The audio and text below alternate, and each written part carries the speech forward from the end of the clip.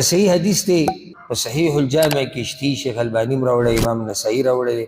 ابو امامه رضی الله عنه وی رسول صلی الله علیه وسلم وی من قرأ آیة الکرسی فی دبر کل صلاة مکتوبه، څوک چې آیة الکرسی لولي د هر فرض منځنه بعد، لم يمنعه من دخول الجنه الا ان يموت، دی د جنت نه بس د جنت په منځ کې دغه دی چې دی مړ شي. دا د جنت په منځ کې اوس دیوال هغه دا مرګ دی، که دا مرګ دی لره هغه دی جنت. هر فرض مونځ پسې کم اذکار چې دي یو پکې د آیت الکرسي دی. هغه اذکار خو مونږ بدل کړي دي په نور څه باندې اکثرو، یا خود ساخته اذکار، خود ساخته دا جي مونږ ته یو امیر صاحب راته وایي چې داسې وایي، یو صابیاق صاحب مولوي صاحب لکه رسول صلی الله علیه وسلم به د فرض منځنه بعد کم اذکار وي هغه وایه که لکه ستا چې کوم وحي درته بیان شو چې د الله رسول وایي چې دا ذکر وایي، په دې دې زړه نه مطمئن کېږي. او یو عامه خبره بې دلیله چې خلکو روانه کړې ده او بیانې په هغې دې زړه مطمئن دي. دغه شان بعضو خلکو بلکل پرېښودي چې څنګه سلام وګرځئ لا امام را ګرځېدلی نه مخې راړولی نه دی به په سنتو ولاړ، دا اذکار کم کوي ووایي.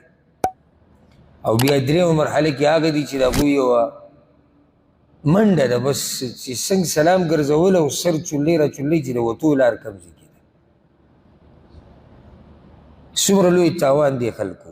یعنی آیت الکرسي زه دا وایم قیامت په ورځ کم سړی چې جهنم ته لاړ دی به د الله په عدل او په انصاف سره ځي، او کم سړی چې جنت ته لاړ د الله په رحم سره به ځي. خو داسې څوک نشته چې الله لره ملامته کړي. د دې نه اخوا الله تا ته خبره نوره څه اسانه کړي. ته 5 منځونه د ورځې شپې کې په 5 منځونو پسې آیت الکرسي وایه که مړ شوي جنت ته به لاړ شي. نور الله تا ته څه اسانه کړي. که دا مطلب یې دی یو کس چې ما به بلکل عمل به پرېږدم او به خپل چولي، نو وروره ایمان کې خو لازم دي 3 خبرې. یو په ژبه اقرار دی، په زړه کې تصدیق دی، عقیده ده، او په اندامونو عمل دی. عمل چې دی پرېښودو مکمل نو ته خو مؤمن نه شوې. انسان عمل کوي په هغې کې هم کوتاهي، ځکه چې ما وایي جنت ته به ځي الله په رحم سره، هغه عمل کې هم کوتاهي، خو رب العالمین بیا مهربانه دی. هغه کوتاهي چې دی د هغې چشم پوشي وکړي او د هغې ورسره حساب ونه کړي او جنت ته یې بوځي. آیت الکرسي که ته یې وایې د عوام چې کله قرآن وایي که نه دوی ډېر زر قرآن وایي. قرآن په تلاوت کې هغه سړی لږ وخالي چې څوک په تلاوت ډېر ښه پوهېږي، هغه په تلاوت کې وخالي، ځکه چې هغه دې ته دا ټکی داسې ویل غواړي، دلته دا دي، دلته دا تجوید، هغه احکام ټول ادا کوي. عوام چې وایي دا خو ډېر زرې وایي. زه هم کیدای شي د آیت الکرسي 2 منټه وپې هم نه لګي، 2 منټه هم له ما ډېر وي او سکندونه. الله به تعالی جنت درکړي چې اوستې نه غواړي، او الله تا ته قیامت په ورځ وایي چې ما خو ورته لاره اسانه کړې وه خو تا نه غوښته، نو څه جواب به دې کوي بیا؟ بل حدیث والا دا حدیث به ذکر کړو او بیا به مخکې راځو آیت الکرسي وضاحت له. صحیح بخاري کې ډېر اوږد حدیث دی. ابو هريره رضی الله عنه وی وکلني رسول الله صلی الله علیه وسلم بحفظ زکات رمضان. رسول الله وسلم ما ته دا کار حواله کړی چې ته به دا فطرانه چې کومه راجمع شوې ده د مسلمانانو د دې به ته ساتنه کوې، د شپه 2 به ته د دې ساتنه کوې، بیا به موږ په مسلمانانو کې تقسیمو. فاتانی آت د شپې راپسې یو کس راغی، زه وی ناست یم څوکۍ کوم، یو کس راغی فجعل یحثو من الطعام، چونګونه یې رااغوستی دی خوراک. ورځې نه بله مسله م راووته چې فطرانه خوراکي، فطرانه خوراکي، غټه مسله دې دا راووته. ګوره ځای کې چې 1000 روپۍ وې نو بیا به ویلی چې یو کس راغی او روپۍ یې پټې کړې، وی نه یو کس راغی او چونګونه یې ترې راواغوستو. نو چونګ د څه نه اخیستی کېږي؟ خوراک. ښه وایي ما راونیو چې راومې ونیو ما ورته وایي چې والله لارفعنک الی رسول الله صلی الله علیه وسلم زما دې په الله قسم تا خو به زه پیغمبر له رسول غلی ته وی راته وایي چې انی محتاج غریب فقیر سړی وعلی عیال ولی حاجة شدیده او بچي مې دي حاجت مې هم ډېر دی قال فخلیت عنه وی چې مؤمن دي سي دا مې یو صفت یې زده کړي یو عیب زموږ په معاشره کې دا دی خفه کېږي ورو دا یو حقیقت دی چې کله ګوره دا معاشره او دا خلک یو سړی ښه سړیتوب ته نه پرېږدي څنګه لکه اوس ما سره یو کس راغی او زیاتې وکړو زه اوس ګورم دې معاشرې ته که زه دې ماف کړم دا معاشره ما ته بې غیرته وایي که زه دې د الله دپاره ماف کړم دا معاشره ما ته وایي چې دی پوښتن نه دی دا معاشره ما ته وایي دی یریدونکی دی نو ما راونو ګوره په دې ډېرو بدو صفاتو موږ معاشرې مجبوره کړي ښه که چېرته معاشره مکمل ښه شي بیا ګوره اوس یو کس ما سره زیاتې وکړو زما اراده ده چې زه ترې بدل واخلم نه یې پرېږدم او زه ترې بدل اخیستی هم شم زه به سوچ وکړم چې معاشره کې او بیا خلکو ته کم مخ ښی راته به وایي چې تا ماف کولی نه شو فرق ته ګوره معاشرو کې هر سړی به راته بیا وایي چې تا ماف کولی نه شو نو زه به مجبوراً دا سړی څه کړم دی به ماف کړم اوس پې ورسېدی که نه چې یو معاشره کې ماف کولو ته بزدلي وایي یو معاشره کې کله ښه سړیتوب ته بېغیرتوب ویلی کېږي نو په هغې کې هغه د ښه سړیتوب خاوند هم بیا مجبوری شي خپل ښه سړیتوب پرېږدي دا ګوره حقیقت دی تاسو ته مه وایي چې په دې به خفه کېږو نو دا داسې دا ډېرې ما ته به خپله مسلې راغلي دي کسان راشي مشوره رانه دي دغه شان راته ووایي زما بلکل مکمل اراده ده چې زه دې سړي ته دا مسله ماف کړم زه درته دا مال ماف کړم دا وینه ورته ماف کړم د هغې نه بعد بیا د خلکو سره څه کوو او زمونږ بیا تعنی داسې نه دي چې تا له به نصیب درکوو ستا بچو ته به یې هم وایو صبر وکړه پرېږدو یې داسې نه ستا بچو ته هم موږ دا وایو چې ته د هغه سړي زوی چې هغه را لګېدلی و یو کس یې ماف کړی و دا اوس یعنی زمونږ ښه صفت دی که بد صفت دی بد صفت دی پکار دی چې موږ د دې دویم مثال برابر وی چې موږ بدل اخیستی او سوچ هم کولی چې معاشره کې به کم مخامخ کوو خو مشر کشر به راته وایي چې د الله بنده ماف کړی به دي نو زه به مجبوراً بیا راولګم دا سړی به ماف کړو دا د مؤمن شان دی دا فایده دې ذکر ووایه منځ کې فایده راغی وی یاره زه غریب یم فقیر یم بچي مې یم ماف کړي نن سبا دا ویډیوګانې چلېږي که نه زمونږ د دې ملک او د دې علاقو زه خو حیران شم په الله مې دې قسم وي چې د بعضو دې زړونو ته چې یاره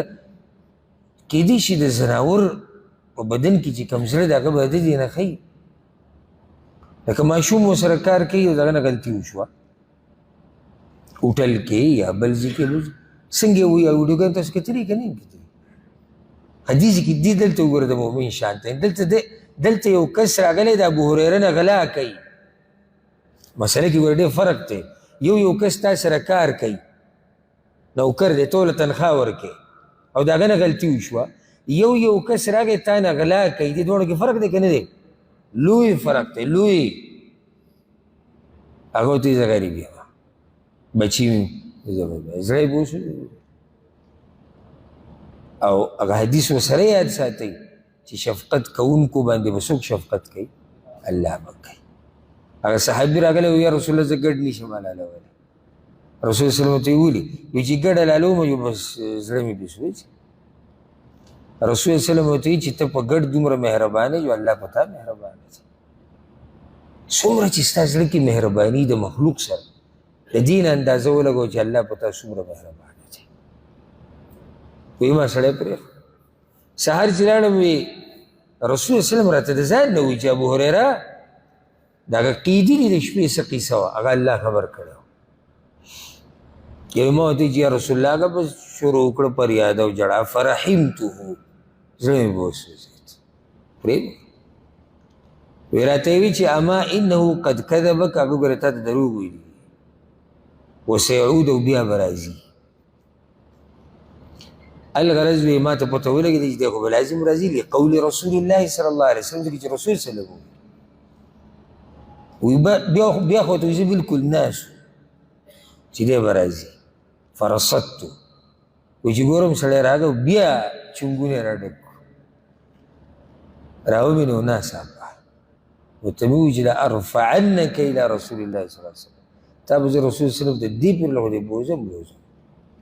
و دې ځای کې ورسره دا یاده کړه غلا کوي او پیغمبر ویلي دي چې دروغجن دی، یعنې دا ورسره هم ده.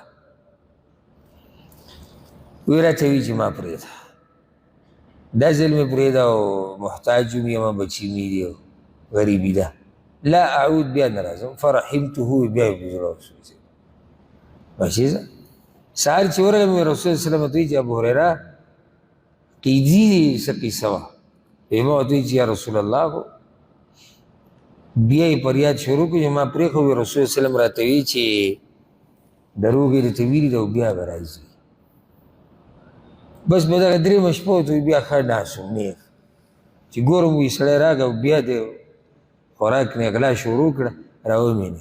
وی ما ورته وایي چې دې پورې له خو دې به بوزم هذا آخر 3 مرات، بس دی نو درېیم پیر دی، دې پورې له پکې معاف کېدی نشته.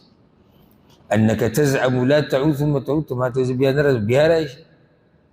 وی راته وایي چې پرې مې ده دې پیر له او داسې کلمات به راته وښیم چې ینفعک الله بها، الله به تعالی د هغې دلاسې ډېره فایده درکوي.